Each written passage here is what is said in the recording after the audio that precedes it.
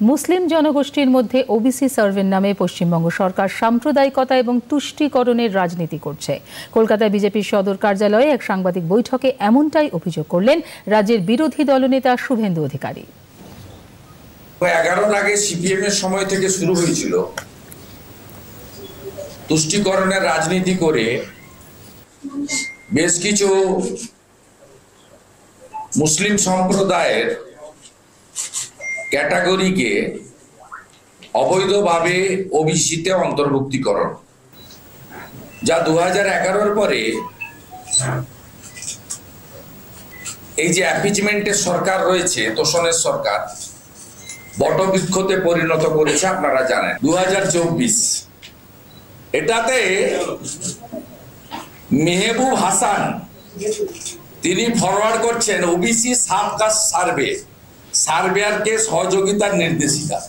Supreme কোর্টের জাজমেন্টের আগে পরিকল্পনাটা দেখুন, আগামী সোমবার 10/3/2025 থেকে প্রতিটি গ্রামে গ্রামে ওবিসি সাবকাস্ট সার্ভে করা হবে। এটি সঠিকভাবে সম্পন্ন করার জন্য সার্ভেয়ার, শিক্ষিত সমাজ, ইমাম সাহেব ও গ্রামবাসীদের ভূমিকা অত্যন্ত গুরুত্বপূর্ণ। কনস্পিরেসিটা দেখুন, সব ভারবেলি করেছে। এরা বাবা সাহেব আম্বেদকরকে মানছে না। মমতা বন্দ্যোপাধ্যায়ের কাণ্ড কারখানা দেখুন। সুপ্রিম কোর্টের অর্ডার 18ই মার্চ, সার্ভে শুরু 10ই মার্চ। দেখুন, এই লোকগুলোকে বাঁচানোর জন্য হিন্দু ওবিসিদের শেষ তো করে দিয়েছেন।